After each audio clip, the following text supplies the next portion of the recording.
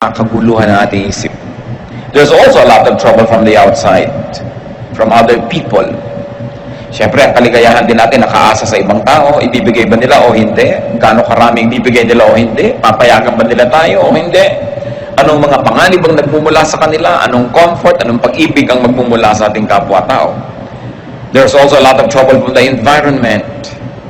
People are afraid. They're afraid of fires and earthquakes and volcanoes erupting. People are afraid of the weather changing and all that. But no matter how you become afraid, what can you do about the uncontrollable? So there are things that make us unhappy. They are uncontrollable, and there are those that are controllable anyway. But just the same, life could present so much reason to be sad. Pagka nga umiibig ka, masaya ka, pero may kakambal na lungkot dahil natatakot kang mawala yung iniibig mo. Either iwanan ka o sumakabilang buhay siya, o mawala siya sa iyong piling, malayo. Maraming kinakatakutan. That's why man needs happiness. Therefore, man should be able to make and to produce happiness and not just depend on events, not just depend on happiness to come. We must find reasons for happiness.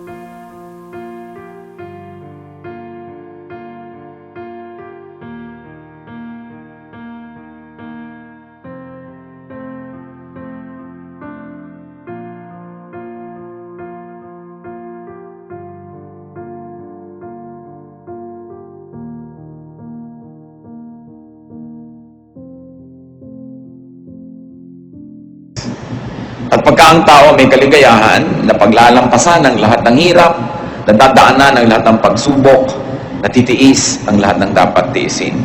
Kung hindi man kaligayahan na hawak man niya sa kanyang mga palad, kaligayahan na inaasam at inaasahan niya ang darating.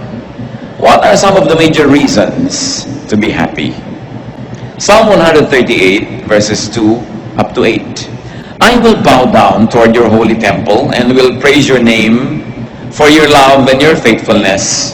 For you have exalted above all things your name and your word. When I called, you answered me. You made me bold and stout-hearted. All kings on this earth have heard your promises, Lord, and they will praise you. You are so famous that they will sing about the things you have done. Though you are above all of us, you care for humble people, and you keep a close watch on everyone who is proud. I am surrounded by trouble, but you protect me against my angry enemies. With your own powerful arm, you keep me safe. You, Lord, will always treat me with kindness. Your love never fails. You have made us what we are. Don't give up on us now. Napakaraming dahilan dito pa lang sa kaunting verses na ito para ang tao ay maging masaya o para aliwin niya at pasayahin ang kanyang sarili. At isa-isahin natin yun. Unang-una, God is loving and faithful. Kahit hindi laging loving and faithful ang mga tao, God is always loving and faithful. Para ka sumaya, iasa mo ang kaligayahan mo sa love and faithfulness of God.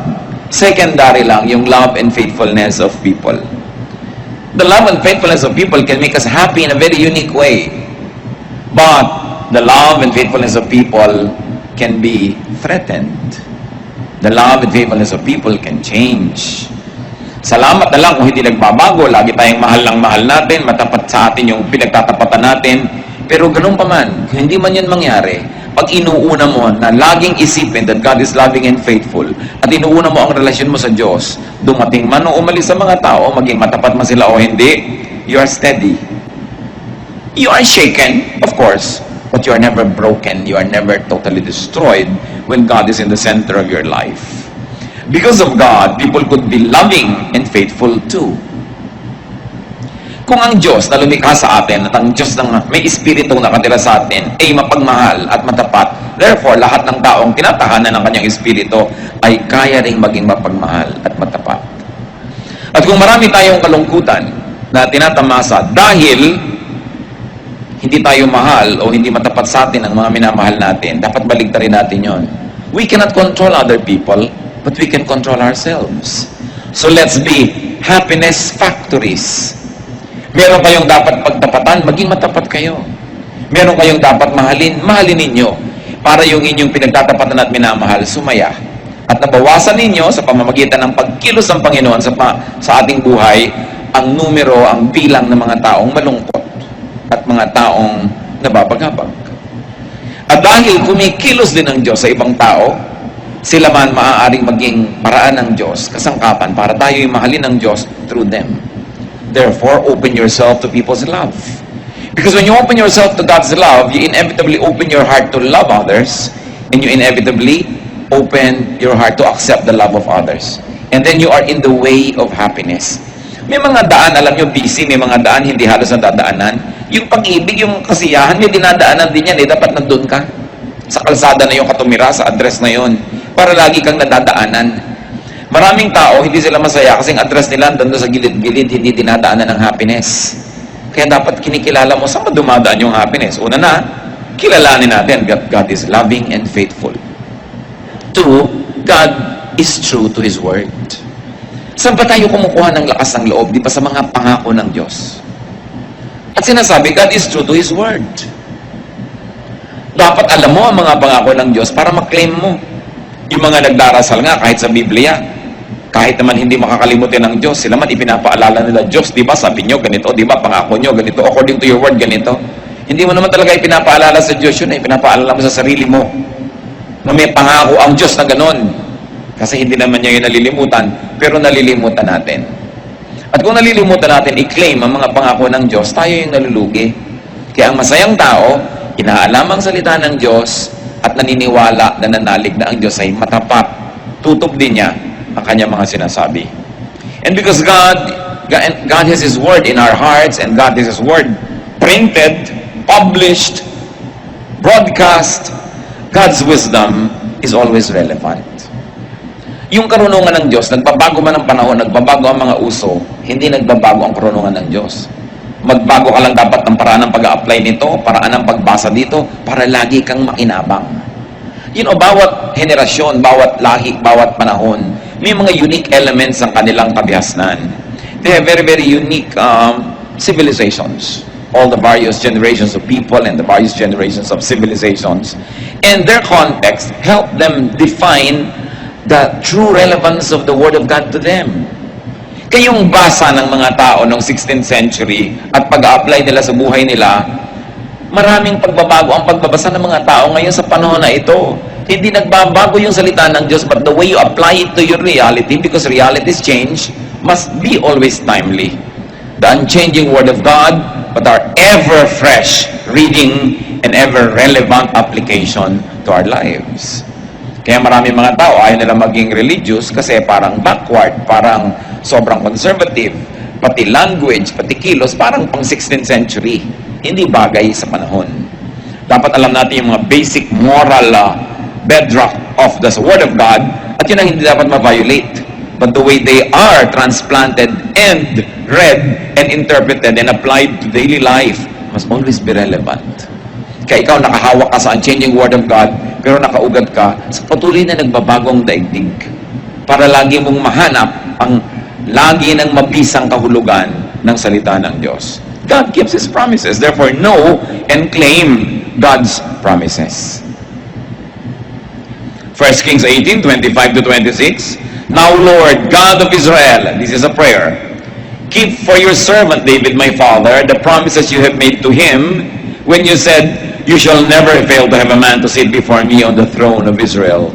If only your sons are careful in all they do to walk before me as you have done. And now, O God of Israel, let your word that you promised your servant David, my father, come true. Sinong nagdarasal? Eh di si Solomon. Alam ni Solomon ang pangako ng Diyos sa ama niya na si David. Kiniklaim niya. Kasi siya ang magbe-benefit ng promise na yon. Kaya napakahalaga na maganda ang ating relasyon sa Diyos kasi pati mga anak natin nagbe-benefit sa maganda nating kasunduan sa Diyos. Joshua 21:45, not one of all the Lord's good promises to the house of Israel failed. Everyone was fulfilled. Totoo ang Diyos, pwedeng asahan. Another reason to be happy is that God rules. God exalts Himself, God prevails. Sa biglang tingin, parang hindi lagi itong totoo. Pero yan ang dapat mo ngayong malaman kung paano i-apply sa buhay, na kung sa tingin mo ng practical, parang ang naghahari kuminsan ay kadiliman, pero alam mo na Diyos talaga ang tunay na naghahari. At ang mga paghahari ng kaguluhan, mga kadiliman, ay pansamantala. At ito ay haharap sa paghukom ng Diyos. Kaya ang dapat, lagi ka nang nasa panig ng totoo, sa panig ng tama, para hindi ka natatakot na humarap sa Diyos. Psalm 138:4-5, may all the kings of the earth praise you, O Lord, when they hear the words of your mouth. May they sing of the ways of the Lord, for the glory of the Lord is great. So ang idinedeclare dito is a submission of human kingdoms and human rulers, human ways and systems to the ways of God. At tayo, bagamat mayroong present mindset, meron din dapat tayong eternity mindset. That you process everything according to how it happens in your time, but you also contextualize it in the way it had been effective in the past, and it will continue to be effective in the future and in eternity. Ang nangyayari sa atin, may isa, dalawa, tatlong araw, sometimes tayo hindi nakakaintindi, pero hindi natin dapat ipako yung pananalig natin doon sa mga konting panahon na yun. Yung ating mga panahon na hindi natin nauunawaan ng Diyos will just be tiny dots in an otherwise long, happy line when we finally understand. Kaya ang sabi sa New Testament, now I know in part, but then I shall understand fully, even as I have been fully understood. Our knowledge is imperfect, and our prophecy is imperfect. But when the perfect comes, the imperfect will pass away. Kaya ang dapat nating laging hinihintay, lalo sa mga bagay na hindi natin nauunawa, yung pagdating ng Panginoon na para ipaliwanag lahat sa atin niya, ang ating pagpunta sa Kanyang piling na biglang bubukas ang ating isip at maunawaan natin ang lahat. Kaya ngayon, what is important? Faith. Faith is the best weapon we have against loneliness. Faith is the best weapon we have against doubt and against insecurities and uncertainties. Because faith is the assurance of things hoped for. It is the evidence of things not seen. That's why people are saved by faith. Not by their knowledge. Kasi yung alam mo, syempre mananalig ka na doon, pero hindi mo naunawaan na nanalig ka, yun ang hinahangaan ng Diyos at pinapahalagahan. Hindi naman ibig sabihin na mamuhay tayo sa ignorance na wala tayong naiintindihan, but for the few things that are not clear. When I was a child, sabi nga sa Bible, I thought like a child, I reasoned like a child. And now we are in a childhood state. When it comes to terms of eternity, what is the lifetime of a human being? 90 years? 100 years? We will never become adults spiritually. We are like children. But sabi niyo ganon, now the time I become a man, I give up childish ways. There will be changes. And those changes are the what we aspire for when we will finally comprehend the things that are beyond our minds at present. Another reason to be happy, according to what we have read, is that God answers prayers. Sumasagot ang Diyos. Pero bakit maraming sinasagot ng Diyos, hindi pa rin sila masaya? Because they want only a yes answer from God. Kaya hindi sila masaya. Pero pag Diyos ang sumagot, yes is a blessing, no is a blessing, wait is a blessing. Because God is always true and God is always loving. Therefore, His no is His best way of loving you at times. Nagiging malungkot tayo kasi conditional yung happiness natin pag ang sagot yes. Pero itong tandaan natin mga kapatid, pag Diyos ang sumagot ng no, yun ang the best. Because God knows best. And God can say, wait. And so when God says wait, you wait. Huwag kang masyadong mainipin. Iba ang panahon ng Diyos sa ating panahon. And God's timing is always perfect. Marami tayong lungkot dahil sa init. Nababagot tayo. Marami tayong lungkot dahil nabibigo tayo sa hinihingi natin sa Diyos. May nagtatampo pa sa Diyos. Pero, di ba ang marunong at mahusay magmahal na magulang, marunong din mag-no sa kanyang anak? Hindi lahat ng hinihingi ng anak mo na sa kanyang limitadong pananaw ay mabuti sa kanya, ay ibibigay mo. Dahil sa iyong mas mature na pananaw at mas mapagmahal na pananaw, hindi dapat mapunta sa kanya. Kaya kung minsan ang mga bata, nagtatampo pa, nagagalit sa magulang, pero pag naging magulang na sila, doon nila nauunawa. Minahal pala ako ng magulang ko by saying no. At merong mga tao na pagkatumanda na, nare-realize nila at sinisimbatan ng mga magulang na bakit lahat ng gusto namin binigay nyo? Bakit hindi kayo marunong magdisiplina? Bakit hindi kayo pumigil? Nagkaganito tuloy kami. Pagkatumanda yung mga bata na yan, natuwang-tuwa dahil todo pa sa magulang, sinisisi rin ng magulang. Kaya tayo, when we become really spiritually mature, we will be thankful for every no answer of God. For now, be happy with it in faith. Para hindi tayo maraming nirereklamo sa buhay. God gives courage. Sa mga pinanghihinaan ng loob, sa mga nanghihina ang pananalig, sa mga natatakot, ano nagpapasaya? Yung binibigay ng Diyos sa atin na tibay. Courage. Katapangan. Kaya, lagi ka dapat sa Diyos lumalapit. And what's important is that God cares for humans, for persons, especially for humble people. Ano ba mas maging madali? Magyabang o maging mapagpakumbaba? Ano ba ang mas low maintenance? Kayabangan o kapakumbabaan? Kaya ang tao nagpapakumbaba, mas madaling sumaya. Ang tao hindi nagyayabang, hindi nagmamataas, hindi nagmamatigas, mas marami siyang kaligayahan. At kung sinabi sa binasa natin sa scripture that God cares for humble people, you want to be happy? You want God's care? Be humble. At hindi lang Diyos ang magiging maibigin sa iyo, pati kapwa-tao. Kasi wala namang tao natutuwa at nagmamahal sa mayabang, sa matigas ang loob, sa nang titikis, sa nang sasadista. Wala namang natutuwa sa ganun. Kaya dapat makita natin ang pandaraya ni Satanas. Pag natetempt tayong maging mayabang, maging matigas dyan, maging mahirap na makasundo. Gusto ni Satan mangyari yun para magalit sa atin ng mga tao, para lalo tayong lumungkot, at para malayo din tayo sa Diyos. So God cares for humble people. You want to be happy? Be humble.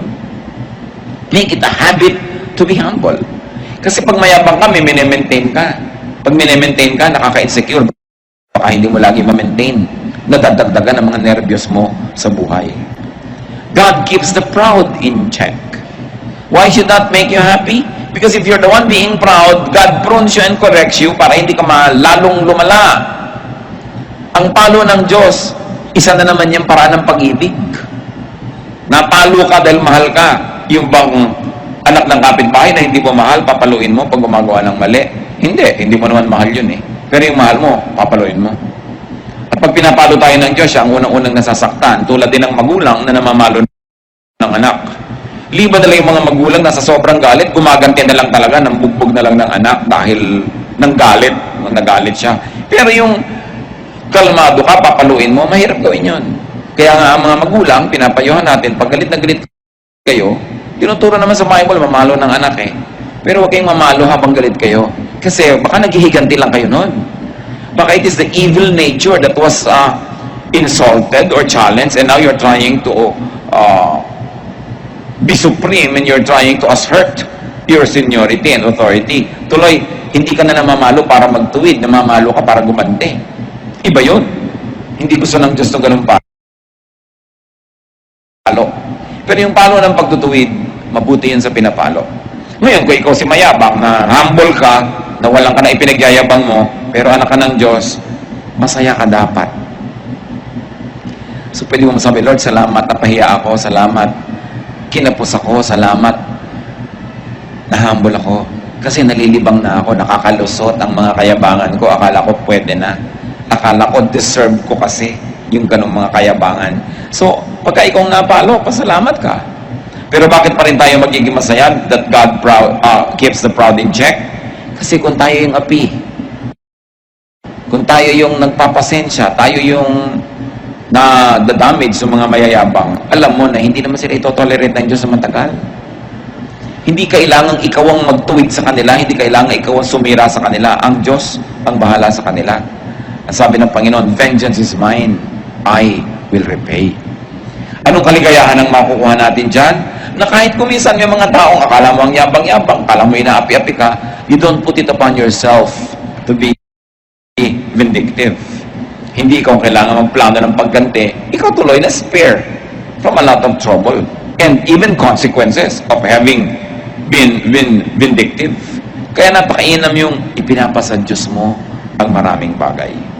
Siyempre, kung talagang naapi ka at kailangan mo mag-record sa batas, kaya nga may gobyerno, kaya may hustisya, because it's also an instrument of God to protect the innocent. No?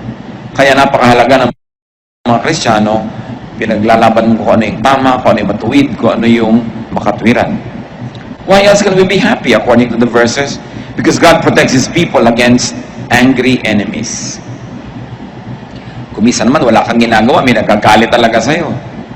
Pero, nakikita ng Panginoon ang lahat ng iyon. Sa Panginoon kayo magsumbong. Kung may mga tao nagagalit sa inyo at matapos yung magsaliksik ng inyong budhi, alam niya naman na wala kayo talagang ginawa para magalit sila, then, ipasa Diyos. Psalm 138:7, you stretch out your hand against the anger of my foes. With your right hand, you save me. Sa Diyos tayo magpaligtas. Sa Diyos tayo laging lumapit. Kung minsan kasi lalapit ka sa tao, nabibigo ka. O kaya, tutulungan ka niya pero hindi pala niya kaya. Kabiguan pa rin ang ending. But to trust God. And the Lord is always kind to His people. Lagi. Pag sinabing lagi, tulad ng ini-emphasize natin, kahit no yung answer, kahit na mamalo ang Diyos, kindness yun. At pag naunawa natin yan, na-absorb natin mga kapatid yung kahulugan ng God is always kind, no matter how people perceive God's dealings, that His love never fails, sasaya ka. Kung hindi pa totoo ang lahat ng ito, look mga kapatid, buhay pa tayong lahat.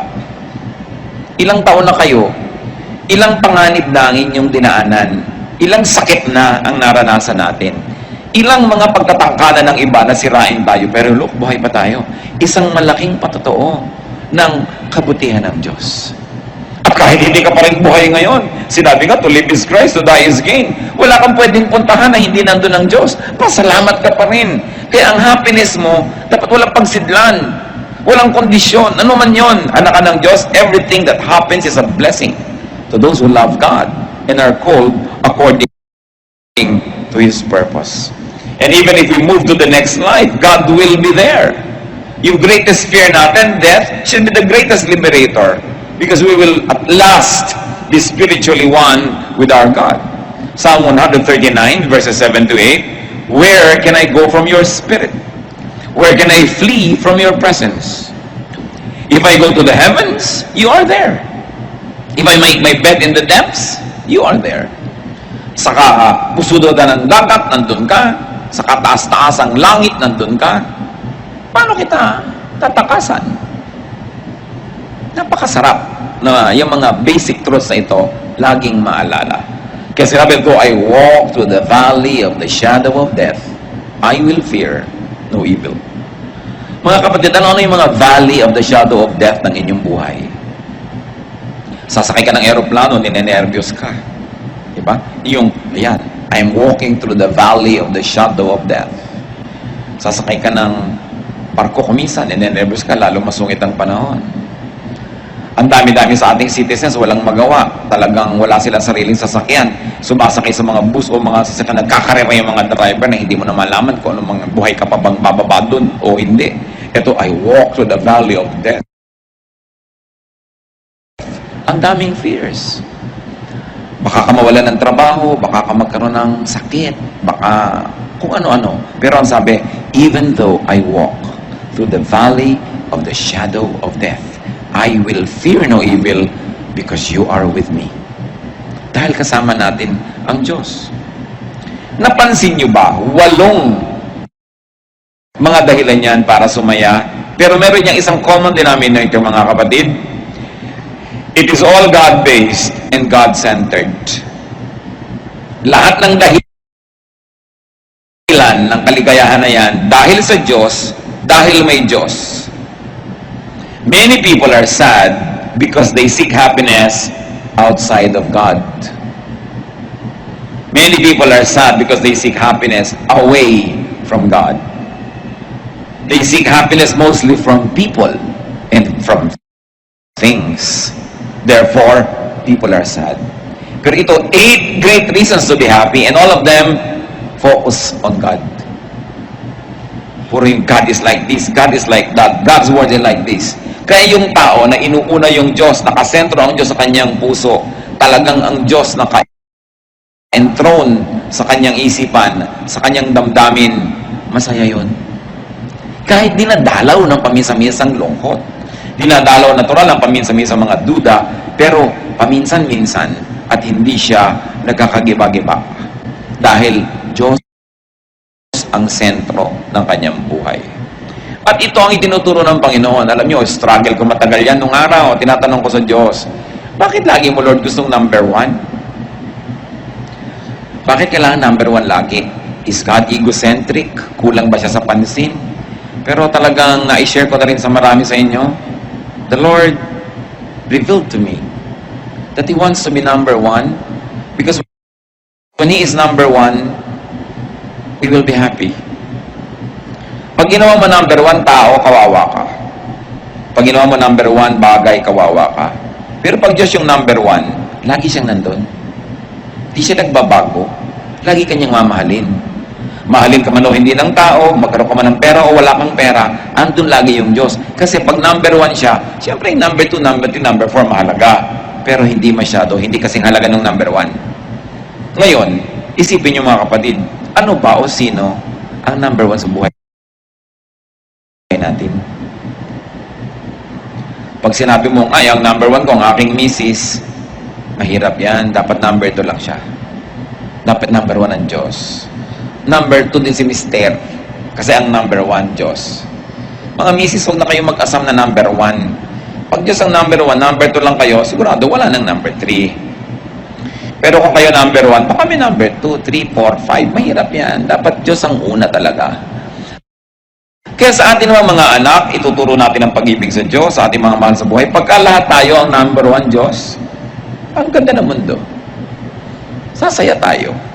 Number 1 kasi ibang tao kaya papatay ka para sa kanya o ayaw niya sa'yo, pabarilin mo na siya dahil ayaw mo na sa kanya. Mababasa mo sa mga dyaryo, mga crimes of passion. Ayaw ko na sa'yo. Gusto pa kita. Paano ayaw ko lang sa'yo? Paano yun? Pero ang Diyos, hindi siya ayaw sa atin kahit kailan. Lagi niya tayong gusto. Kahit kuminsan tayo pa yung umaayaw. At yung pag-ibig na yun, isa sa mga pinakamahiwagang pag-ibig, madaling sabihin, pero mahirap unawain. Kasi hindi naman kinakamot ng Diyos ang likod mo, no? Pagka kumakate, hindi ka naman niya inaabutan ng malamig o mainit na inumin. Hindi ka naman niya binibigyan ng diretsahan ng pera o karinyo. Kaya kung minsan nalilimot natin yung ganong uri ng love affair that we should develop. Ang lagi nating inuuna, yung nakikita ng mata, yung nararamdaman ng balat, yung andyan. But remember that though we are bodies, we are also spirits. Na meron tayong dalawang uri ng pagkabuhay na isinasabuhay. At yun yung ating buhay sa laman at yung buhay sa espiritu. Pag yung buhay mo sa espiritu masigla, masaya, kaya kanyang dalhin kahit na nagkakagulo-gulo yung buhay mo sa laman. Pero pag yung buhay mo sa espiritu, wala. Kahit anong saya ng buhay mo sa laman, pansamantala, mababaw. It is like chasing rainbows, and when you get there, it is not there. Nakikita nyo, napakarami mga matagumpay na tao, inaamin din nila, hindi rin naman masaya. Although, marami rin namang hindi matagumpay na masaya, so mabuti ng matagumpay kang malungkot, kasi hindi ka matagumpay na malungkot din. So, huwag natin gawing excuse yan. Pero ang point, unahin ng Diyos. Paano nyo gagawin yun? Kayo lang makakapagsabi. Kung paano nyo siya unahin. Kung paano nyo bibigyan ng panahon, paano tayo de-develop ng pakikipagmahalan. Kasi ang Diyos, persona. Hindi siya usok. Hindi siya drawing. Hindi siya bato. Isa siyang persona, may damdamin. At gusto makipagmahalan sa tao. Ang isa sa mga pinakamatatayog at pinakamabubuting layunin natin, misyon, develop a loving relationship with God. And you've got to find your personal way to do that. Your spirit will tell you if you only listen. Now, what is the way to be happy? Nagbigay tayo ng mga reasons to be happy. Psalm 138, 1-3. I will praise you, O Lord, with all my heart. Before the gods, I will sing your praise. I will bow down toward your holy temple and will praise your name for your love and your faithfulness, for you have exalted above all things your name and your word. When I called, you answered me. You have made me bold and stout-hearted. So the way to be happy, praise God with all your heart. Siyempre, may literal, sing praises to God. Sabihin mo ang mga kabutihan, i-declare ng iyong bibig. Praising and singing is doable. Therefore, praising and singing are all both decisions. Happiness can be a decision. You can decide to be happy, you can decide to be sad.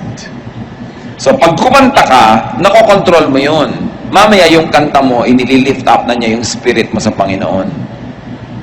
Mahirap sabihin, sasahin ko ang sarili ko, pero mas madaling sabihin, kakanta ako sa Panginoon.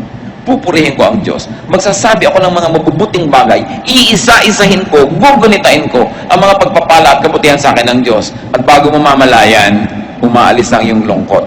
Bakit? Hindi kasi pwedeng umupo yung lungkot sa trono ng puso mo kung Diyos ang pinapaupo mo doon. Kaya nakakaupo yung lungkot sa puso mo, hindi mo pinapaupo doon ng Diyos. O kaya nalilimutan nating nakaupo ang Diyos na i-ignore siya. Siyempre, only one thing occupies one place at one time. You cannot both be happy and sad at the same time. So you're sad, palitan mo, gawin mong happiness. At yan pwedeng gawin. May mga doable tulad nga niyang pag-awit sa Panginoon, pagpapasalamat. There is mystery and there is power and there is miracle in that. Gawin mo lang. At sabi, worship God in His temple.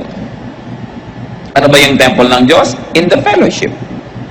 When believers are together, the temple of God is there.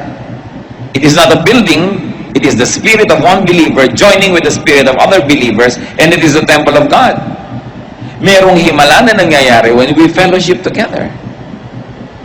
Parang isang pirasong kahoy na nagliliyab, pagka humangin, patay na yung apoy niya. Pero pag maraming kahoy na tabi-tabi, pag humangin, lalong lumalakas yung apoy. Ganun ang importansya ng fellowship. At fellowship, hindi lang yung from 3 to 5 p.m. may fellowship, hindi yon. Yung talagang nakikipagbuhol-buhol yung buhay natin sa buhay ng mga ibang believers. Hindi lang tayo umaattend ng program, tapos fellowship na ba yun? Ang fellowship, yung saya niya, saya mo rin, yung lungkot mo, lungkot niya rin, nagkakahati-hati, nagkakatulong-tulungan. Ang Diyos kasi nilikha tayo na talagang nakikipag-asahan sa ibang tao, umaasa at naaasahan. Kaya marami daw malungkot, sabi nga nung isang poster, people are lonely because they build walls instead of bridges. So we build walls to people, against people, we become sad. That's why we fellowship. Itinuturo yan sa Biblia, always fellowship. Kasi alam ng Diyos, maraming lungkot ang buhay. At maraming ligaya tayong matatamasa sa tunay na pakikipagkapatiran. Yung tunay na pakikipagpalagay ang loob at pakikipagtulungan, hindi yung superficial lang. Hindi yung strict mo sa fellowship, ayaw na tuloy umaten ng iba, hindi na sila pwede maging totoo. Pagtanggap, walang patakarang pagtanggap sa kapwa. Pagmamahal, pagtulong para siya umasenso, ma-develop, may saya dun. You lang, you are able to unmask yourself and you're able to be your true self in the presence of another person or persons that already gives you happiness. Ang hirap-hirap nung nag-iisa ka na nagdadala ng problema mo, nag-iisa ka na nakakaalam ng tunay mong mga iniisip, niloloob, ang tunay mong pagkatao, it isolates you. Pero kung tayo bukas ang ating puso, bukas ang ating palad na tumanggap sa ating kapwa, we make them happy. And in the process of making people happy, miraculously, you also become happy. As you know it by experience, that when you make people sad, you also become sad. Kahit kung minsan natutuwa ka, ay nagantihan ko siya, ay naipahiya ko siya, pero makinig ka sa budhi mo, may napalungkot kang tao, may nasaktan ka, ang totoo nasasaktan ka rin. Bakit? Nilikha kasi tayo ng tao na, ng Diyos na kapwa-tao. Ang nangyayari sa kapwa natin, nangyayari rin sa atin, na iintindihan man natin yun o hindi. Kaya mas nagpapasaya tayo ng iba, mas sumasaya tayo. Mas nagpapalungkot tayo ng iba, mas inuusig tayo ng budhi natin. Kung minsan gasgas na yung budhi na yon, hindi na malinaw, pero meron ka pa ring heavy feeling na hindi mo malaman kung bakit, kasi may atraso ka pala sa iba. Ang isang pinakamabisang paraan para sumaya, magpasaya ka ng iba. Sasaya ka sigurado. Magbigay ka sa gutom, magbigay ka sa mga bata, magbigay sa nangangailangan. Pero ang isang pinakamabilis lumungkot, magdamot ka. May nangangailangan, may ibibigay ka, pero pinagdamutan mo, natutuwa ka dahil yung pera mo hindi nagalaw, hindi ka naabala, pero may lungkot ka rin. Kung aaminin mo yon, may lungkot ka. So we go back to our basic humanity, that our happiness is in making other people happy. It is a true fellowship, true worship. So we worship God in His temple among the believers, and you worship God within you, because the Spirit of God is in your heart. Therefore, make peace with yourself. Pag sinabi mo yung self, ano yon? Yung spirito ng Diyos at saka yung flesh, magkasama, yun ang self mo. You make peace with yourself. You make peace with God who is in you. Makinig sa usig ng budhi, makinig sa konsyensya, at kailangan matuto ka rin na tanggapin ang iyong sarili. So that you are at peace with yourself. Pag ikaw ang number one nagre-reject sa sarili mo, dahil may iba kang gustong pagkatao, may iba kang gustong itsura, meron kang gustong ibang buhok, meron kang gustong ibang height, hindi ka sasaya. Kasi you are not at peace with yourself. We are not perfect.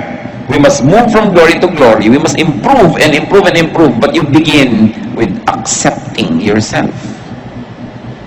Maraming lungkot kasi we are on denial. Hindi natin ina-accept ang sarili natin. At pag hindi natin ina-accept ang sarili natin, paano natin na-acceptin ang iba? There is genuine liberation in being accepted and in accepting others. How else to be happy? Ask help from God. First and foremost. God dapat una. Yung iba kaya lang nagdadasal pag wala nang magagawang iba. Ay, wala na tayong pwedeng kailangan magdasal na lang tayo. Dapat unahin ang Panginoon. Because He answers prayers according to what we have read. Make God your first, not your last resort.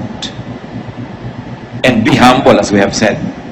The humble can be much, much happier.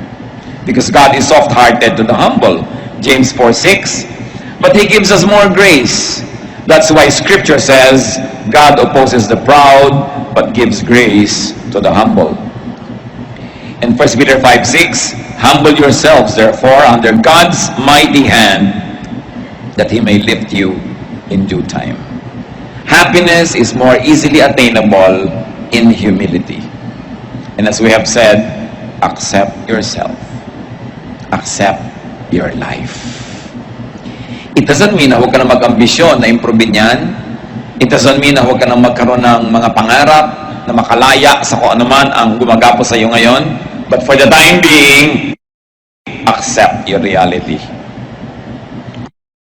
Do what you can to change it for the better. But while the better is not yet achieved, be happy with your reality. Do not live in denial. Kailangan tanggapin mong eto ang buhay ko ngayon. Gusto ko napakarami sanang halamanan, pero nakatira ako din sa prasong bahay na ito, so maglalagay ako ng halaman sa lata ng floor wax. May halaman ka na rin. Hindi pa lang nga marami. You can alter your reality and you can create your reality. Yung mga Japanese, dahil sa dami nila, siksikan, dami ng populasyon, they have developed have privacy in the mind.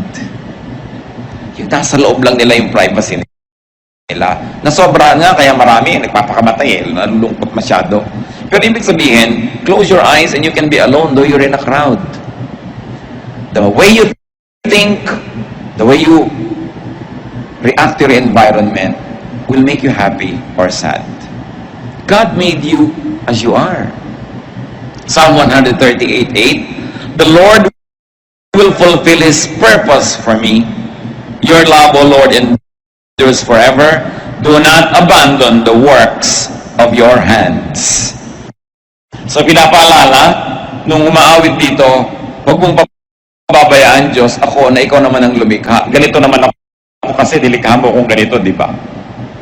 Sino bang lumikha sa atin, di ba Diyos?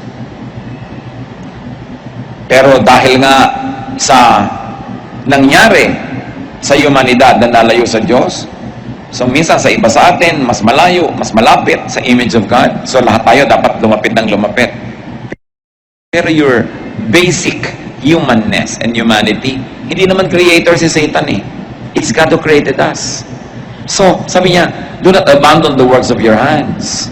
Ako, o Diyos, ay gawa mo. So, turuan mo ako kung paano ko mabubuhay ng masaya, maka-Diyos, maka-tao, na ako ay ako. Na hindi ako yung iba. Na hindi ko pinipilit maging iba ako kasi ako ay ako at gawa mo ako. Although, I will improve myself and I will continue to change from glory to glory, but I will begin with accepting na kayo ang gumawa sa akin. Kaya ako ganito, ginawa niyo ako. At kung tayo mga kapatid, ay magkakaroon din ng ganyang paningin sa iba. Kaya ganyan yung nanay mo, kaya ganyan yung tatay mo, kasi ginawa siya ng Diyos. Pero ginawa ka, pero anong reaction mo sa buhay? Kaya kung minsan sumasama yung ugali natin, ginawa kang ganito, pero nagre-react ka differently. That's why kahit parehong tao na merong basic na training, basic na childhood together, ano nangyayari? Nagkakaiba-iba sila. Kasi iba ang pagproseso mo, iba ang pag-react mo. Meron pang inuutusan ng magulang, nagagalit. Meron pang inuutusan, sumusunod agad. So, control your behavior. Para lalo kang umasin. Pagka meron kang papa, nakakalimutan mo yung Diyos. Pagka nawala si papa, back to God ka na naman.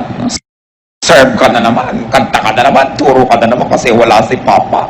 So, kaya may mga kulang tayo. Huwag yung isipin na nilikha tayo ng Diyos sa may kapintasan. Kaya tayo may kulang para punan ng Diyos. Pero tatanggapin mo sa simula, kulang ako. But here I am, Lord, fill me with your glory. Huwag yung ikalungkot ang mga kulang sa inyo. Ikatuwa nyo dahil dyan kayo pupunain ng Diyos. Kaya sinabi ni Paul, when I am weak, then I am strong. Kasi kung saan ako kulang, doon may opportunity ang Diyos na punan ako. Kaya yung mga taong puno na, ang yabang-yabang na, anong ginagawa? Iniligwak ng Diyos, itinataob, inaalis yung mga pumupuno sa kanila para maging humble ulit. Lord, kailangan ko kayo. So, sino ba nagbabalik sa loob ng balik loob sa Diyos? Yung biglang umaasenso o yung biglang nagfe-fail? Madalas yung nagfe-fail. Although merong dahil umasenso, matalino siya. Ay, mahal-mahal ako ng Diyos. Lalo ako magpapaka-Diyos. Pero bihira yun. Madalas yung punong-puno ka na, itinapon nga, ayan, hindi biglang wala kang laman, dasal ka na naman, balik ka na naman sa Diyos. Kaya pagka naitapon na gano'n yun, di ba, laging labing ang Diyos, lagi siyang tama. Kasi mo, Lord, bakit man meron ako na wala pa? Eh, kasi nalilimutan mo na ako eh. Bumalik ka. Come back to me and I'll come back to you. Sabi ng Panginoon, return to me and I will return to you and I'll fill you again. Pupunin uli kita, siksik, liglig, umaapaw. Pero kailangan, nandiyan ka, ready to be filled. Masarap yung ganun. So, sino ang nakakatanggap talaga ng mga himala? Di ba yung nagkakasakit? Yung lagi naman malusog. Di naman nila alam na everyday himala yun eh, na nami-maintain. Kaya, hindi ko sinasabing ibigin natin na maging kulang, maging may sakit, maging mahirap. Pero kung yun ang kalagayan mo ngayon, yun ang reality mo, huwag mo ireklamo. Ipagpasalamat mo na may opportunity kang lumapit sa Diyos. At ang Diyos ay nalalapitan, at ang Diyos ay sumasagot sa panalangin, at pupunuin ka niya. Ngayon, ang panalangin at ang tunay na pananalig, hindi ka pa pinupuno, nagpapasalamat ka na because you know that God is faithful. Hindi nawawala yung lungkot mo. Hindi mo lang sinapsychologize sa sarili mo dyan. Ha? Totoo yan. Pinangahawakan. Kasi sa nananalig, ang iniisip pa lang niya, totoo na. Kaya faith is very important. It is very, very crucial. There is so much reason to be unhappy, but there's much more reason to be happy. There's a way to be happy. Praise God. What does it take to praise God? Count your blessings. Thank God and praise God. And when you do that, God will change your mood. Psalm 30, 11 to 12. You turned my wailing into dancing. You removed my sackcloth and clothed me with joy, that my heart may sing to you and not be silent. O Lord my God, I will give you thanks forever. Sabi, tinanggal mo Ang pagluluksa ko, pinalitan mo ng damit na pampiesta, ang aking luksang damit. Ang pagpalaho ko at pag-iyak ko, pinalitan mo ng pagsayaw. Magagawa yan ng Panginoon sa atin, mga kapatid. At napakahalaga, gusto kong bigyan ng diin muli, be a happiness factory. Don't be a loneliness factory. Think happy thoughts. Make people happy. May asawa ka, pasayahin mo siya. Araw-araw, bawat sandali na kaya mo. Kasi may mga panahon, ibigin mo man, hindi mo kaya. Ano ang inaalala mo sa mga panahon na nalilimutan ka ng mahal mo sa buhay o kaya silbi ka ng silbi dahil nalumpo? Anong naalala mo? Bakit nagkakaroon ka ng lakas na gawin yon? Yung mga pagmamahal niya sa'yo, nung kaya pa niya. Kaya magmahal tayo tuwing kaya natin. Kasi may mga panahong tayong nangangailangan tumanggap ng pagmamahal na yun. Dapat marunong ka magmahal. Basta kaya mo. Bawat araw, kaya mo bang magbigay? Magbigay ka. Pasalamat ka, hindi ikaw yung tumatanggap yung araw na yun. Darating din ang panahon, kailangan mong tumanggap, pero sa dami lang naibigay mo, para ka lang umaani ng iyong mga itinanim. Sasaya ka kung lagi kang naggagawa ng kaligayahan ng kapwa. Nalaman mo na may kapitbahay ka na sobrang hirap, walang sapatos, ibili mo ng sapatos kung kaya mo. Bakit hindi? Samahan mo pa ng medyas. Ang dami nating kayang gawin para magpasaya. Sa inyong mga kotse, maglagay lang kayo ng grocery bag, konting tinapay, konting pagkain. Pag kami kumakatok na pulubi, iabot mo, ang kaligayahang madarama mo, hindi mo kaya i-compare yan. Kaya mo naman. Ano ba yung halagang 20, 30, 50 pesos worth of food ibibigay mo? Ang dami nating pwedeng gawin para maging happiness factory.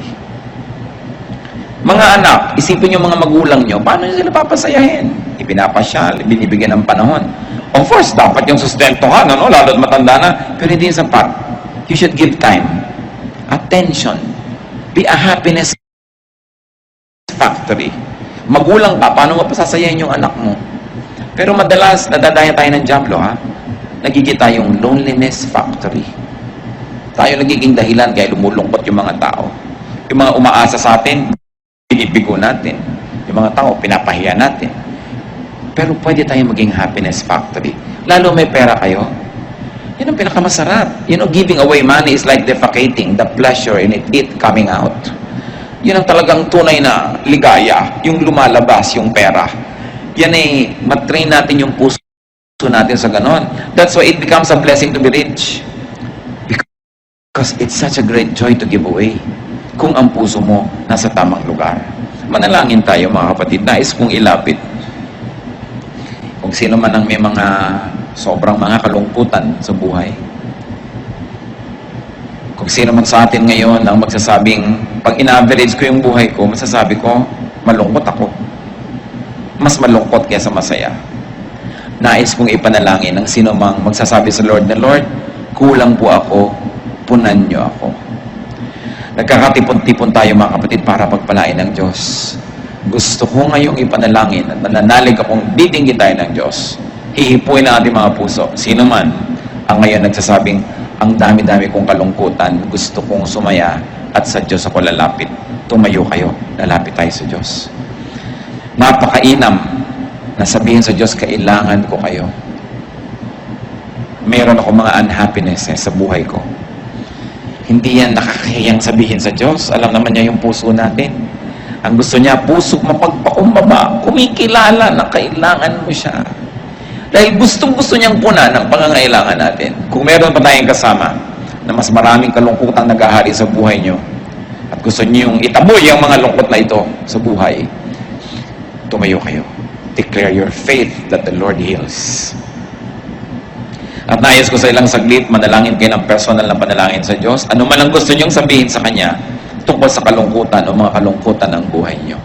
Let's be alone with God. God hears and God heals. Aming Ama sa langit, Ama ng aming Panginoong tagapagligtas na si Jesus, Diyos na lumikha sa amin, Diyos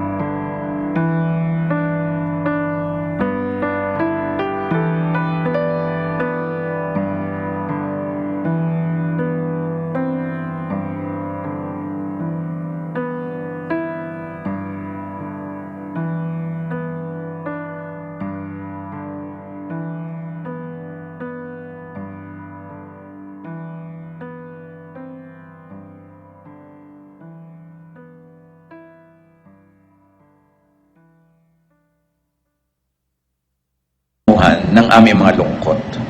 Dalangin namin sa iyo, Panginoon, pawiin mo po ang mga ito sa iyong mapaghimalang paghipo sa aming puso. Bunutin mo ang mga malalalim na ugat ng kalungkutan sa aming buhay at palitan mo ito ng tanim na kaligayahan. Mag-ugat sa aming puso at sa aming espiritu ang kasiyahan, kagalakan, kasayahan. Turuan mo kami, Panginoon, na maging instrumento mo, na maging happiness factory. Na sa aming kalungkutan, unahin namin yung lungkot ng iba. At sa pagpapasaya namin sa kanila, pasayahin mo rin kami. Dalangin namin, Panginoon, ihayag mo rin sa amin, nakatayo man ngayon o hindi, ang anak mo. Ihayag mo kung paano kami nagiging loneliness factory. Kung paano kami nagiging kasangkapan ng dyablo na magpalungkot sa iba imbes magpasaya. Kung paano kami pumapayag na kami magamit na maging instrumento ng kalungkutan, ng hirap ng loob. Patawarin mo po kami, Panginoon, sa aming mga pagkukulang. Patawarin mo kami sa aming mga ginagawang nakakapagpalungkot sa aming kapwa na pwede naman naming hindi gawin. At bigyan mo rin kami ng lakas sa makapagpasaya. At sa paggawa namin ng lahat ng ito, sa pagsunod namin sa iyong kalooban, Panginoon, paghimalaan mo ang mga anak mo ngayon na ito.